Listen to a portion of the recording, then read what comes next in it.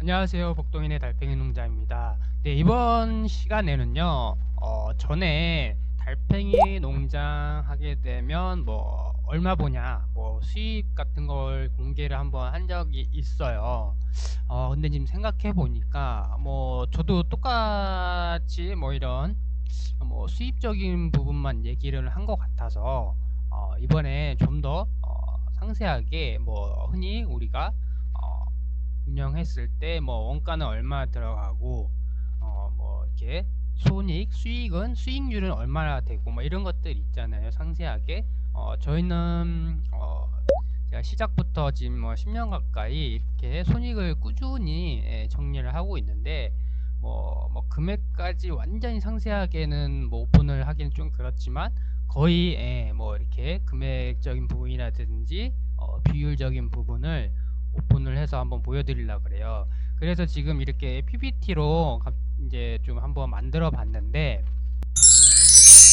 자, 지금 이제 복동의 달팽이 농장 연도별 매출 변화를 한번 간략하게 쭉 보여드릴게요.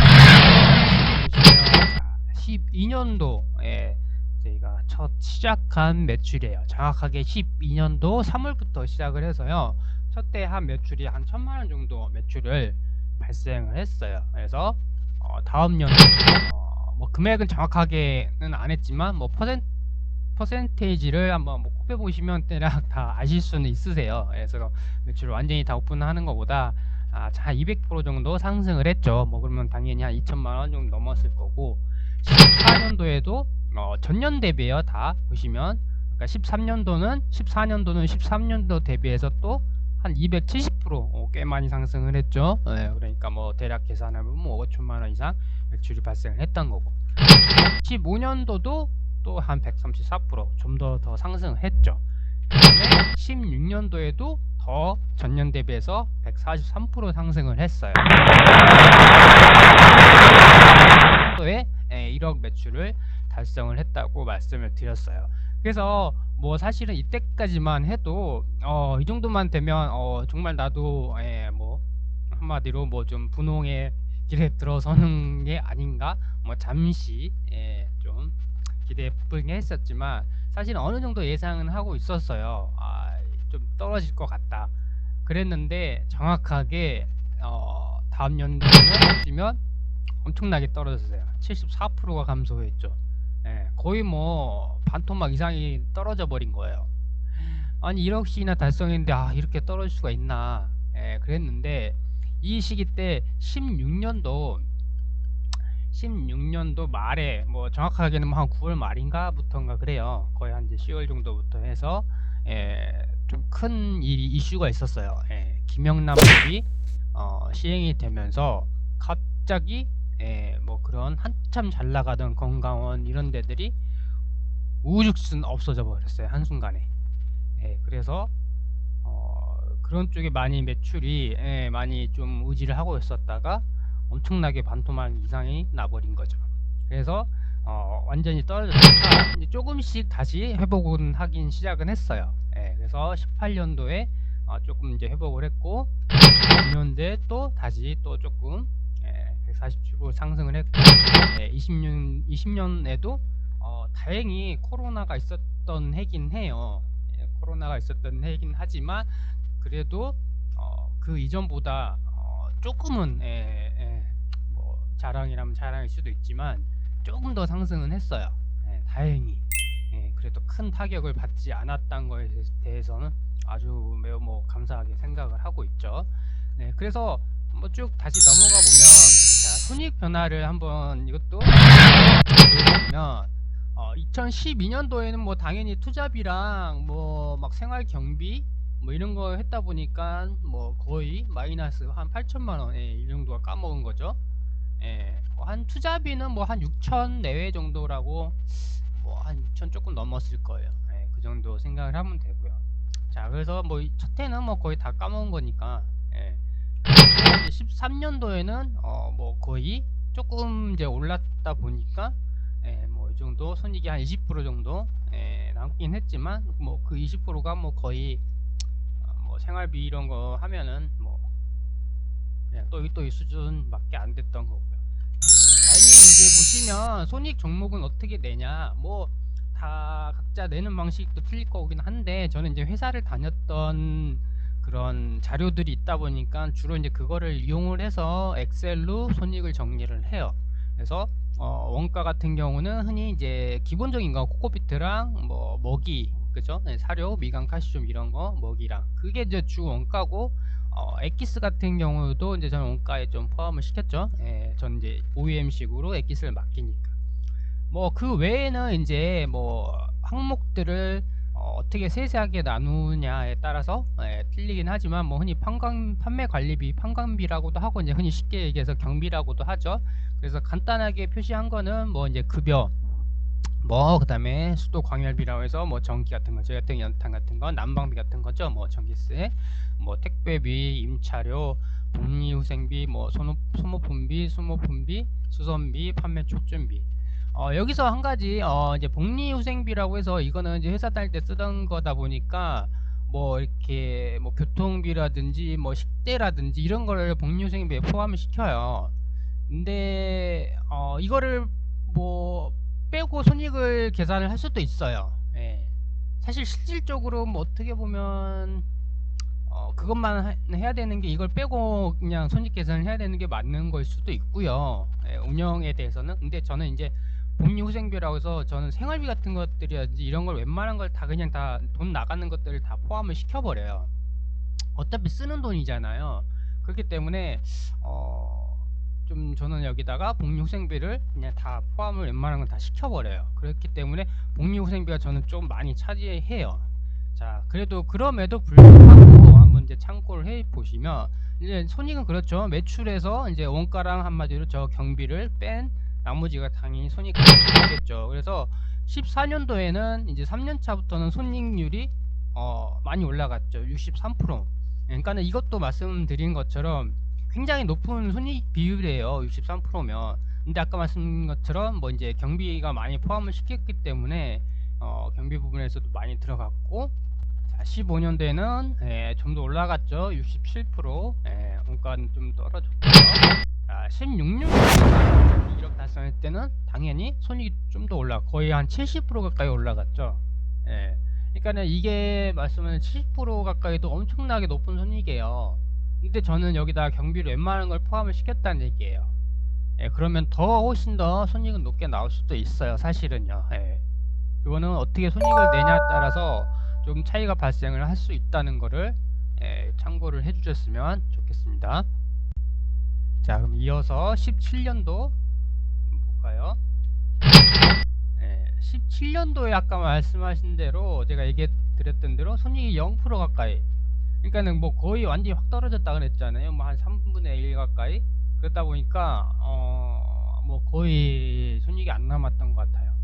그래서 다시 이제 어떻게 보면 새로, 아마 이게 거의 이제 다시 새로 시작하는, 뭐 13년도부터 돌아갔다고 보면 돼요. 완전히 좀 그렇죠. 그래서 다시 이제 조금씩 18년도에는 회복을 했고요. 조금은 19년도에도 조금 더 회복을 했죠. 이제 그 다음에 20년에 작년에도 봤더니, 작년에는 매출인 조금 더 오른 반면에 손익이 좀 줄었더라고요. 근데 봤더니 경비가 43%나 나온 거예요. 그래서 뭐 이렇게 많이 썼나. 아까 말씀했듯이 복리후생비가 거의 여기에 30%를 차지해요. 그러니까는 실질적인 경비는 한 13%인데 복리후생비에 뭐를 좀 돈이 많이 나갔나봐요. 다른 데로. 그래서 복리후생비가 차지하는 비율이 너무 높다 보니까 이렇게 좀 손익이 나오긴 했는데, 뭐 그냥 좀 정상적으로 보면 한 19년도 정도 손익은 됐었다고 봐야 될 거예요. 아마 이거보다 좀 더 높았어야 되는데, 거의 이제 손익 변화를 이렇게 쭉 보여드렸어요. 그래서 아마 이것도 그럼 조금 자세하지 않다고 생각하시는 분들을 위해서 아예 엑셀 자료를 하나 제가 어떻게 내는지 한번 보여드릴게요. 그래서 아까 20년도에는 조금 이게 20년도 거를 작년 거 보여드리고 싶긴 한데, 경비가 너무 많이 들어가서, 아니 복리후생비가 너무 많이 들어가서 19년도 거를 한번 보여드리려고 그래요. 자, 저는 이제 매달 손익을 이런 식으로 내는데요. 자, 1월달 보시면 뭐 이런 식으로 금액들을 발생하는 금액들을 쭉 정리를 하는 거죠. 그래서 매출을 발생하는 것들을 구별을 했어요. 생육, 건강원, 그러니까 약용이죠. 예, 뭐 그다음에 뭐 식용, 애완용, 엑기스, 컨설팅, 분양, 네이버, 스마트 스토어, 뭐 살코기는 없고 지금 뭐 부자재, 뭐 기타 이런 식으로 해서 매출도 비율이 어떻게 차지하느냐 이런 거를 나중에 확인을 좀 할 수가 있겠죠. 뭐가 많이 나가는지는 내가 알아야 될 거 아니에요. 그냥 모르면 아무것도 어떻게 팔리는지 모르잖아요. 그렇죠? 그러니까 내가 나가는 판매 비율을 이렇게 좀 확인하면 훨씬 더 좋겠죠. 어느 쪽으로 조금 더 판매 비율이 늘어나고 어느 쪽으로 좀 줄어들었나 이런 것들을 참고를 할 수가 있는 거죠.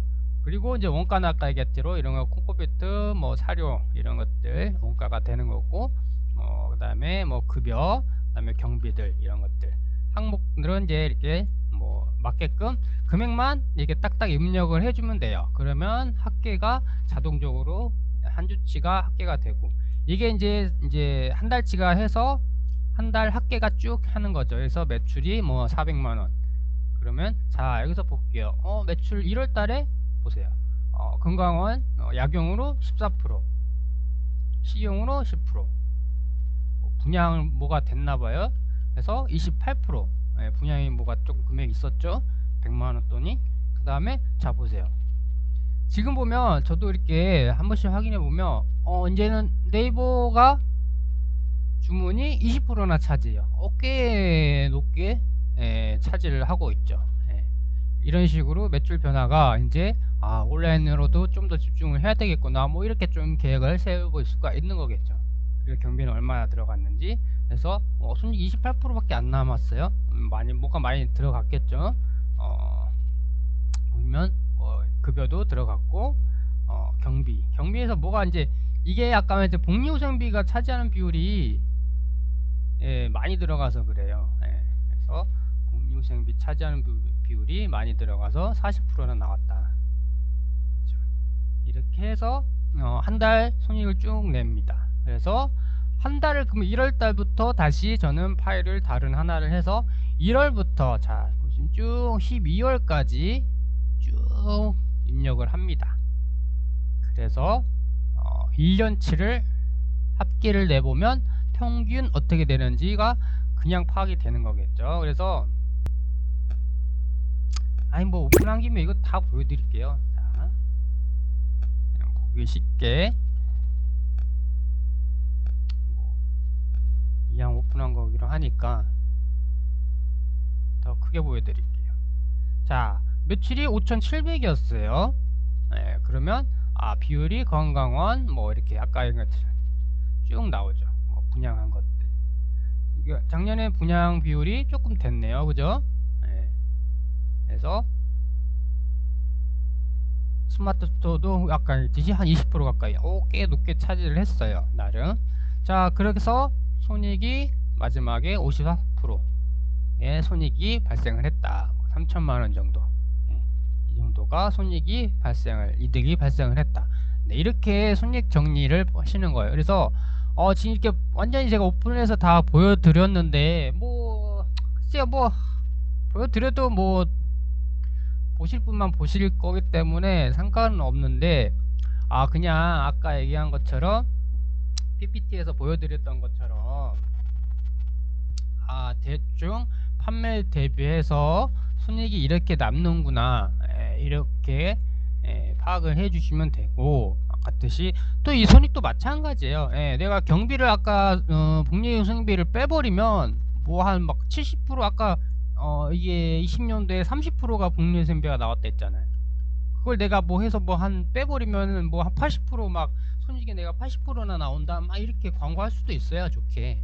근데 그거는 손익을 내가 어떻게 뽑느냐에 따라서도 조금 차이를 발생하기 때문에 우리 달팽이 농장 하게 되면 대략 손익이 이런 식으로 구체적으로 발생을 한다라고 참고를 해주시면 좋을 것 같아요.